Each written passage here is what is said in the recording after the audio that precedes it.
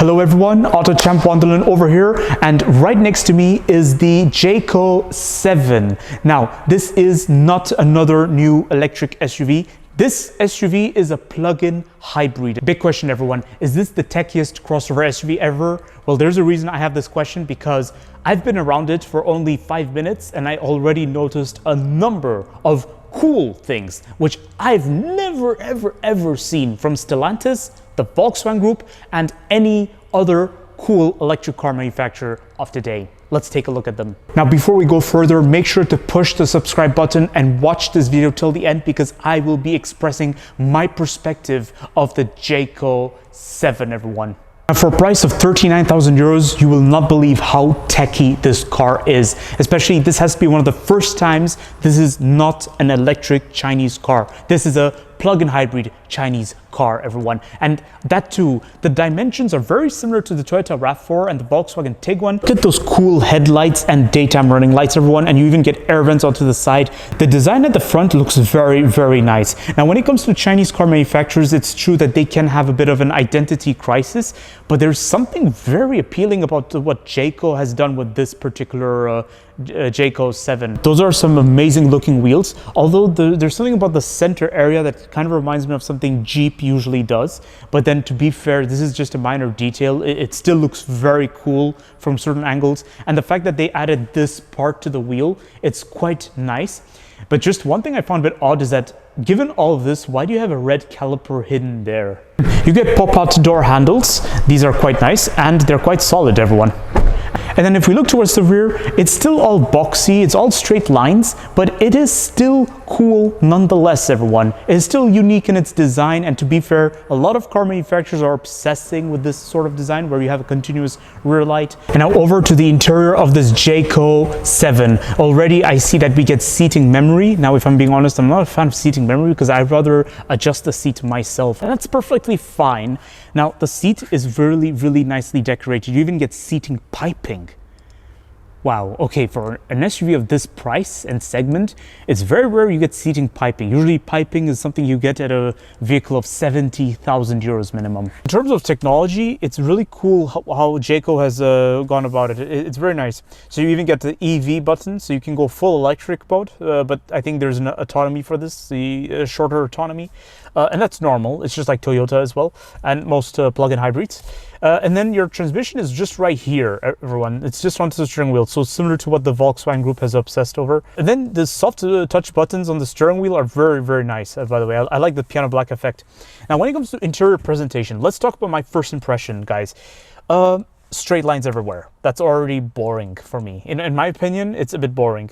And I've noticed this about Chinese car manufacturers. They really have a thing for straight lines everywhere. Over here, you get your wireless telephone recharge. You get two cup holders sitting right here in the middle. So if you have a tall drink, you just have to be very careful, especially when using your infotainment system. Otherwise, the top of your arm will make contact with the drink over there.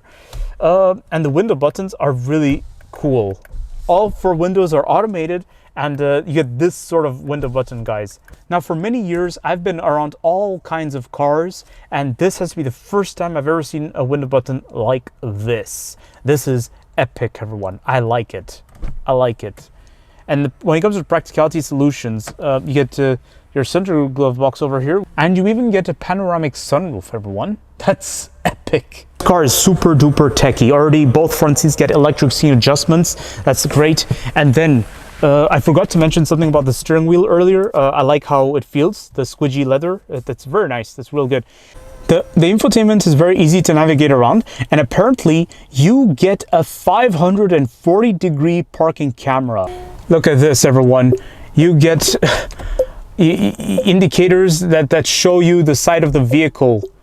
This is so cool. This is so epic. Oh my God. 3D. It shows me the above view, the side view. This is epic. This is crazy in a cool way, everyone. This is so cool. And I want to show you something about the indicators. Let's take a look at it together. Look at this. This has to be the first time I've seen indicators like this that are so cool, everyone. This is like, You wouldn't get something of this style on other car manufacturers, really. It's so rare. This is so nice. Now, can we just take a moment and admire the ease of entrance for rear seat passengers? The side doors are massive, quite literally, everyone. And even the rear windows are tinted. The rear seat passengers get the same level of comfort and luxury, it seems. Look at this, leather seats with seating piping on the side, and you even get an armrest over here with 2 cup holders. This is so cool, everyone, and you even get a nice view of the panoramic sunroof. This is really, really nice. You know what, let's have a seat together. Right. Oh my gosh, this is so nice. But hold on a second, everyone. Okay, it looks nice, but then as soon as you sit inside, I think you can adjust back, but if you can't, it doesn't really matter. What I want to remark is that it feels like you may need, when it comes to feet room, there's a bit of an elevation down there, so that can be a bit of a hassle, but if you can cope with it, that's fine. But I just get the feeling that I cannot really lean my leg too much onto the seat, everyone. It's like my leg is too high up and the seat seems a bit lower, everyone. The seats have a bit of a low seating setup, and the headrest looks comfortable. The headrest is decorated like that of a Maybach, but when you lean your head to the headrest, it isn't all that squidgy, if I'm being honest. The middle area is squidgy, but then the side isn't too squidgy. Now, towards the boot space, things get even more interesting. The space is very similar to what you've seen in the Volkswagen Tiguan, perhaps bigger than Tiguan or maybe smaller. I'm not exactly sure. Or should I say also similar to what you've seen in the Toyota RAV4. Look at this. You get a floor that's not adjustable, but you do get additional storage space and even space for your plug-in recharge. I think that's very good. And you get a 12-volt socket just above those shiny lights, the boot space lights, so that's nice. And you even get on both side hooks that can hold up to maximum 3 kilograms. Now, this is awesome. And you even get tether points just above right here. This is the first time I see tether points above. So here's my conclusion of the Jaecoo 7. To answer the big question, is this the techiest crossover SUV currently available? The answer is yes, everyone. It's very techy, not just because of the plug-in hybrid. I think plug-in hybrid is something every car manufacturer offers, especially a detailed infotainment system, and then those side indicators that look very, very cool. There's something about this car that really defines never judge a book by its cover. On the surface, you may think this is yet again another Chinese crossover SUV, but as you look deeper, you begin to realize this crossover SUV has a lot of advantages which you don't really find in other car manufacturers or established players like Stellantis, the Volkswagen Group, or even Toyota. Now, each of them have their own advantages by all means. Now, each of them also have their disadvantages, and the disadvantages is quite obvious. They each are missing out on something. They each sell crossover SUVs of this size and segment, but at a price of 10,000 euros extra, everyone.